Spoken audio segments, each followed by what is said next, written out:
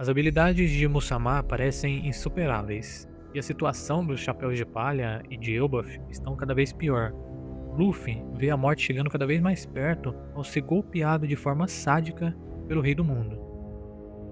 Como essa situação desesperadora vai se resolver? Eu tenho um palpite de desfecho que talvez seja completamente diferente de tudo que você já viu até agora. E tudo passa por desvendar o truque por trás do poder de Mu. E o único que pode fazer isso é aquele que consegue conversar com os animais de Elbaf.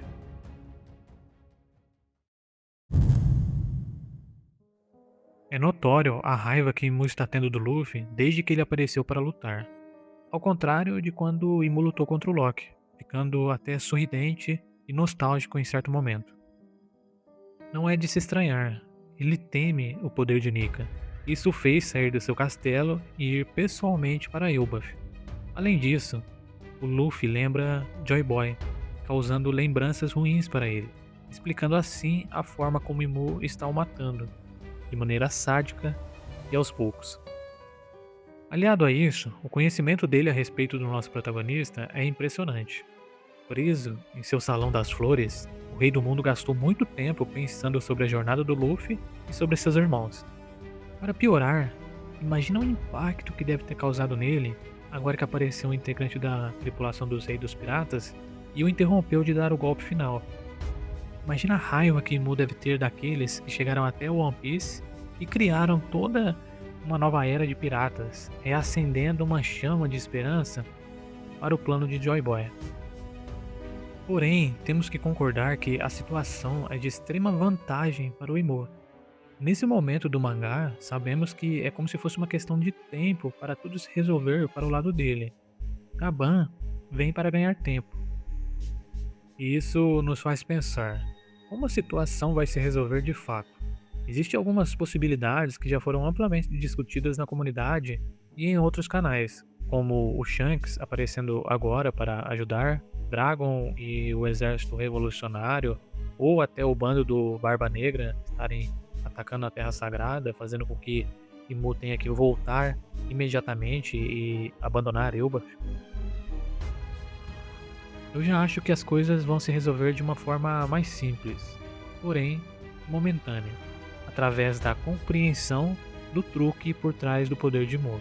E, parafraseando a Galadriel em O Senhor dos Anéis, até mesmo a menor das criaturas pode mudar o rumo do futuro. Mesmo a menor das criaturas pode mudar o curso do futuro. Muitos disseram que a volta de Hyrule à cena não iria mudar muita coisa, e eu concordo. Em questão de força, ele não vai ajudar mesmo. Então, por que o Oda o trouxe de volta à cena? A resposta está em quem estava com ele, Gert e principalmente o Chopper. Os primeiros cuidados médicos no Loki serão feitos pela Gerd. Isso abre espaço para o Chopper, que vai estar ocupado voltando para a biblioteca junto com a Robin, para assim falar com a Biblo.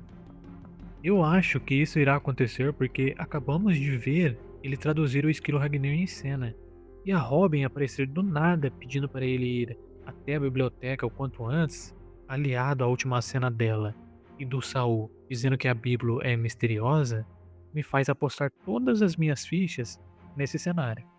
E como o cenário do arco é de total desespero, como o Gaban segurando o Imu para não finalizar o Luffy à beira da morte, fazendo com que nós fãs tenhamos que teorizar se o Shanks vai aparecer ou não, entre outros cenários, o Chopper indo à biblioteca nesse momento para falar com a Bíblia vai ser para ajudar a resolver.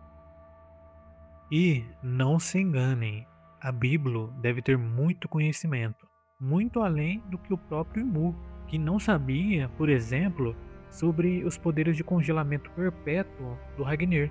Para ele, Ragnar apenas tinha um poder normal de congelamento. A Bíblia deve ser uma criatura milenar que já existia antes do século perdido, ou seja, é mais velha do que o Imu. E como são personagens sem poder suficiente para competir com o Imu, possivelmente a resolução está na compreensão deste poder absurdo, como o próprio Shanks exemplificou para o Loki. E não é só por saber conversar com animais que o Oda o colocou de volta em cena. Chopper, em capítulos anteriores, fez um feito que até hoje os fãs não entenderam. Ao dar um tapa nos gigantes possuídos, ele quebrou o poder de possessão do Ymur.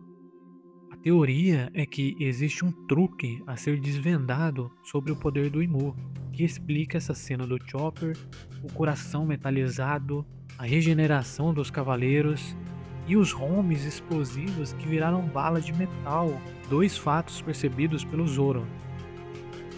Eu também acredito que, a partir da informação que o Chopper receber da Bíblia, quem vai juntar as peças desse quebra-cabeça será ninguém menos que o Sop. Talvez aqui que ele vai finalmente se destacar no arco. Se vocês observaram esse capítulo com atenção, perceberam que o Sop foi o primeiro a notar que o Luffy estava em perigo, antes mesmo que os outros. Isso pode ser um prenúncio de que o Oda pretende dar um grande destaque ao personagem nessa reta final. É claro que o Sop não tem poder suficiente para enfrentar o Ymur diretamente, mas quando o Chopper compartilhar as informações que recebeu da Bíblia, pode ser justamente o Usopp quem conseguirá decifrar o funcionamento do poder e assim conseguir salvar o Luffy da morte. No fim, o destino de Elbaf talvez não esteja nas mãos dos mais fortes, como Loki e Luffy, mas sim dos dois membros mais subestimados dos Chapéus de Palha. Se a tentativa de enfrentar o Rei do Mundo pela força não funciona, serão Usopp e Chopper que poderão encontrar a única maneira de pará-lo, e assim salvar o Luffy e o reino de Elbaf.